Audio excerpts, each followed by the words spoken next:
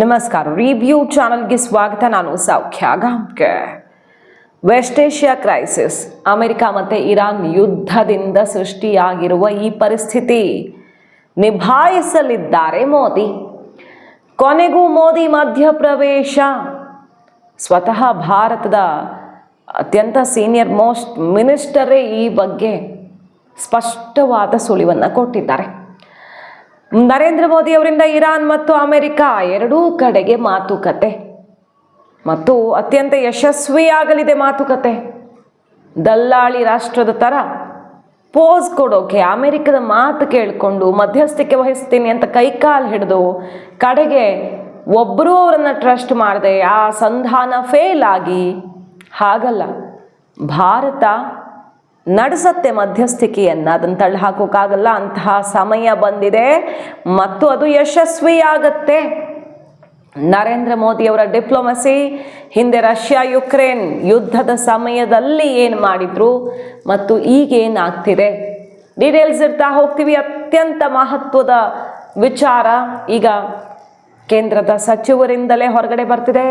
Miss ಮಾಡಿದೆ ನಮ್ಮ ಚಾನಲ್ನ ಸಬ್ಸ್ಕ್ರೈಬ್ ಮಾಡಿ, ನಿಮ್ಮ ಅಭಿಪ್ರಾಯ ಕಮೆಂಟ್ ಮಾಡ್ತಾರೆ. CS ವೀಕ್ಷಕರೇ, ಮತ್ತೆ ಯುದ್ಧ ಇನ್ನೊಂದು ಹಂತಕ್ಕೆ ಹೋಗುವಂತಹ ಅತ್ಯಂತ ಅಪಾಯಕಾರಿ ಹಂತಕ್ಕೆ ತಲುಪಿದೆ. ಯಾಕಂದರೆ ಒಂದು ಕಡೆ ಕದನ ವಿರಾಮ ಮುಂದುವರಿಯುತ್ತೆ ಅಂತ ಡೆಡ್ಲೈನ್ ಹಾಕದೇನೆ ಟ್ರಂಪ್ ಘೋಷಣೆ ಮಾಡಿದ್ದಾರೆ. ಒನ್ ಸೈಡೆಡ್ ಆಗಿ ಇರಾನ್ ಒಪ್ಪೇ ಇಲ್ಲ, ಸಂಧಾನಕ್ಕೂ ಒಪ್ಪಿಲ್ಲ, ಇವರ ಶಾಂತಿ ಮಾತುಕತೆಗೂ ಬಂದಿಲ್ಲ.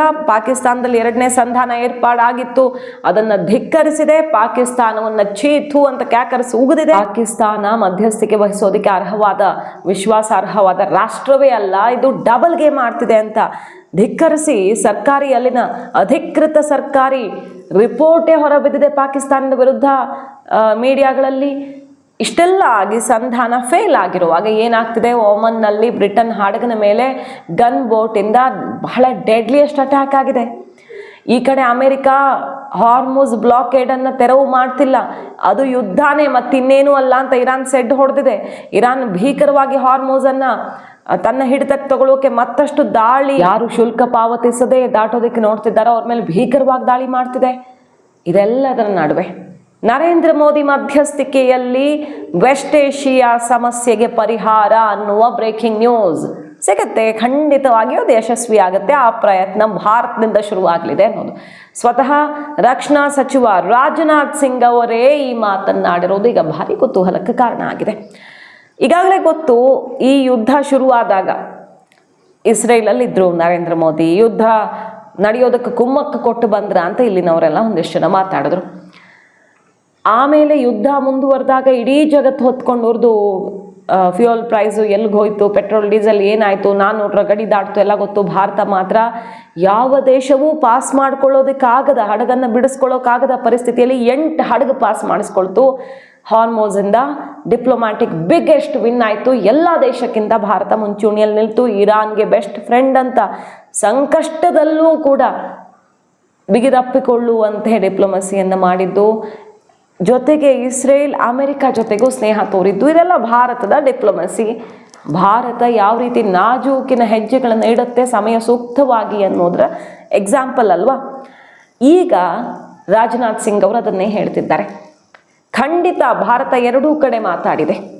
ಭಾರತ ತನ್ನ ಪ್ರಯತ್ನವನ್ನು ಮಾಡ್ತಾನೇ ಇದೆ, ಹಿಂದೆನೂ ಮಾಡಿದೆ, ಈಗಲೂ ಮಾಡ್ತಿದೆ. ಆದರೆ ಕೆಲವೊಂದಕ್ಕೆಲ್ಲ ಸಮಯ ಅಂತ ಬರಬೇಕಾಗತ್ತೆ ನೋಡಿ. ಆ ಸಮಯ ಬಂದಿದೆ. ನರೇಂದ್ರ ಮೋದಿ ಅವರು ಎರಡೂ ಕಡೆ ಮಾತಾಡಿದ್ದಾರೆ ಮತ್ತು ಭಾರತದ ಮಧ್ಯಸ್ಥಿಕೆ, ವೆಸ್ಟ್ ಏಷ್ಯಾ ಕ್ರೈಸಿಸ್ ನಿಲ್ಲಿಸುವಲ್ಲಿ, ಶಾಂತಿ ಮಾತುಕತೆ ಯಶಸ್ವಿ ಮಾಡುವಲ್ಲಿ ಭಾರತ ಯಶಸ್ವಿಯಾಗತ್ತೆ ಅನ್ನೋದನ್ನು ಹೇಳ್ತಿದ್ದಾರೆ. ಯಾಕಂದ್ರೆ ಅದು ಇಂಪಾರ್ಟೆಂಟ್. भारत ने कोशिश भी की है अपनी तरफ से, लेकिन आप जानते हैं कभी कभी कहीं कोई क्राइसिस चल रही होती है तो कहीं कोई समस्या रहती है ना, सबका एक समय हुआ करता है. हो सकता है कि कल का वो समय आ जाए कि जबकि भारत उसमें अपना रोल प्ले करे, उसको सक्सेस भी हासिल हो जाए. इस पॉसिबिलिटी को भी रूल आउट नहीं किया जा सकता. प्रधानमंत्री जी ने दोनों लोगों से अपील की कि युद्ध बंद होना चाहिए और बहुत ही संतुलित अप्रोच, बहुत ही बैलेंस्ड अप्रोच हमारी प्राइम मिनिस्टर की है डिप्लोमेटिक मामलों में, इन सब सारी चीज़ों में. उन्होंने कोशिश किया, रशिया से जब मिले थे मिस्टर पुतिन प्रेसिडेंट से भी, उनसे भी कहा था, और यूक्रेन के भी उससे भेंट हुई थी प्रेसिडेंट से, उनसे भी, दोनों लोगों से कहा था आग्रह किया है, उन्होंने अपील की है। और एक बार मिस्टर ट्रंप साहब से भी जब भेंट हुई थी तो उनसे भी इस बारे में चर्चा की थी कि हल निकलना चाहिए। तो कोशिश है। और ये यूरोपियन संघ में भागीदारी के लिए भी महत्वपूर्ण है। विशेष रूप में जर्मनी जो भारत से इस हस्तक्षेप की उम्मीद करते हैं, आपको क्या लगता है कि भारत इस भूमिका को अधिक सक्रिय रूप से कैसे निभा सकता है? This is my Russia Ukraine crisis को लेकर इसको और ईयू के पार्टनर के तौर पर, क्योंकि कल जैसे भारत और ईयू के रिलेशन अच्छे हैं, चाहे नाटो है चाहे ऐसे अपना यूरोपियन यूनियन है, इनके साथ हम और इसको कितना डीपन और कैसे बेटर कर सकते हैं, दिस इज व्हाट जो मैं चाहता हूँ। अब देखिए, इसका कोई एकदम बिल्कुल सटीक जवाब नहीं है कि कैसे डीपन कर सकते हैं, लेकिन भारत जिस तरीके से चल रहा है, आपने देखा होगा कि स्ट्रेट ऑफ हार्मुज में दुनिया के किसी देश की शिप नहीं निकल पा रही थी। यदि 7-8 निकल पाई तो केवल और केवल भारत की निकल पाई। यह है भारत की। और आज भी, कल भी, आप मैंने इसके बाद भी जो भी डेवलपमेंट्स होंगे आप देखेंगे कि ऐसा नहीं कि अमेरिका भारत को दुश्मन मानता हो और ईरान ने भी भारत को अपना दुश्मन मान लिया। नहीं, बहुत ही बैलेंस्ड अप्रोच जो है भारत की रही है। ಅಮೆರಿಕ ಸೂತ್ರ ಹಿಡಿದು ಮತ್ತೊಬ್ಬರು ಮುಖವಾಡ ತೊಟ್ಟುಕೊಂಡು ಸುಮ್ಮನೆ ನಾಟಕ ಮಾಡೋ ದೊಡ್ಡ ವಿಷಯ ಅಲ್ಲ. ಬಟ್ ಇಂತಹ ದೊಡ್ಡ ಸಮಸ್ಯೆಯನ್ನು ಪರಿಹರಿಸೋದಕ್ಕೆ ನಿಜವಾಗಿಯೂ ಎಲ್ಲ ರಾಷ್ಟ್ರಗಳು ನಂಬಿಕೆ ಇಡುವಂತಹ ಒಬ್ಬ ಸಂಧಾನಕಾರ ಬೇಕು. ಸಂಧಾನ ಅಂದ್ರೆ ಅವ್ರು ಹೇಳ್ದಂಗೆ ಕುಣ್ಕೊಂಡು ಇವ್ರಿಗೊಂದು ಸುಳ್ಳು ಹೇಳೋದು, ಅವ್ರಿಗೊಂದು ಸುಳ್ಳು ಹೇಳೋದು, ಇವ್ರಿಗೊಂದು ಲೆಟರ್ ಕೊಡೋದು, ಇನ್ನೊಬ್ರಿಗೊಂದು ಲೆಟರ್ ಕೊಡೋದು, ಅದು ಸಂಧಾನ ಅಲ್ಲ. ಜಾಗತಿಕವಾಗಿ ದೊಡ್ಡ ಬಲ ಇರುವಂತಹ ಒಂದು ಶಕ್ತಿಯೇ ಸಂಧಾನಕ್ಕೆ ಬರಬೇಕಾಗತ್ತೆ. ಚೀನಾಗೆ ಒತ್ತಡ ಇದೆ, ಭಾರತಕ್ಕೆ ಒತ್ತಡ ಇದೆ. ಈಗ ರಾಜನಾಥ್ ಸಿಂಗ್ ಅವರು ಹೇಳ್ತಿದ್ದಾರೆ, ಇಬ್ಬರ ಜೊತೆಯೂ ನರೇಂದ್ರ ಮೋದಿ ಅವರು ಮಾತಾಡಿದ್ದಾರೆ. ರಷ್ಯಾ ಯುಕ್ರೇನ್ ಸಮಯದಲ್ಲೂ ಇಬ್ಬರ ಜೊತೆಗೂ ಭಾರತ ಅತ್ಯಂತ ಬ್ಯಾಲೆನ್ಸ್ಡ್ ಆಗಿ ಮಾತಾಡಿತ್ತು.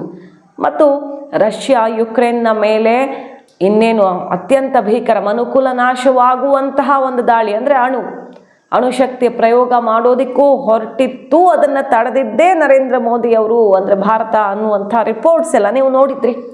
ಸೊ ಯುಕ್ರೇನ್ ಮತ್ತು ರಷ್ಯಾದ ನಡುವೆ ಇನ್ನಷ್ಟು ಭೀಕರವಾಗೋದನ್ನು ತಡೆಯೋದ್ರಲ್ಲಿ ಭಾರತ ಪಾತ್ರ ಕೂಡ ಮಹತ್ವದಾಗಿತ್ತು. ಜೆಲೆನ್ಸ್ಕಿಯನ್ನ ಮತ್ತು ಪುಟಿನ್ ಇಬ್ಬರನ್ನೂ ಕೂಡ ಅಷ್ಟೇ ಆತ್ಮೀಯವಾಗಿ ಮಾತನಾಡಿಸುವಂಥ ಅವಕಾಶ ಯಾರಿಗಾದರೂ ಇದ್ದರೆ ಅದು ಭಾರತಕ್ಕೆ ಮಾತ್ರ.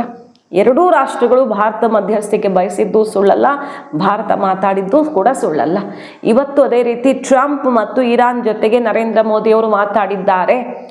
ಈ ಯುದ್ಧವನ್ನು ನಿಲ್ಲಿಸುವಲ್ಲಿ ಭಾರತ ಯಶಸ್ವಿಯಾಗಲಿದೆ ಎನ್ನುವ ಘೋಷಣೆಯನ್ನು ರಾಜನಾಥ್ ಸಿಂಗ್ ಅವರು ಈಗ ಮೊಳಗಿಸಿದ್ದಾರೆ. ಸೊ ಭಾರತ ಅತ್ಯಂತ ಸೂಕ್ಷ್ಮವಾಗಿ ಈ ಪರಿಸ್ಥಿತಿ ಹ್ಯಾಂಡಲ್ ಮಾಡಿಕೊಳ್ತು. ಹಾರ್ಮುಜ್ ಬ್ಲಾಕೇಡ್ ಇರಾನ್ ಮೂಲಕ ಅಲ್ಲಿ ಕ್ಲೋಸ್ ಆಗಿದ್ದಾಗ ಅಮೆರಿಕ ಫಸ್ಟ್ ಕಾಲ್ ಮಾಡಿದ್ದು ಇಲ್ಲಿಗೇನೆ, ಭಾರತಕ್ಕೇನೆ.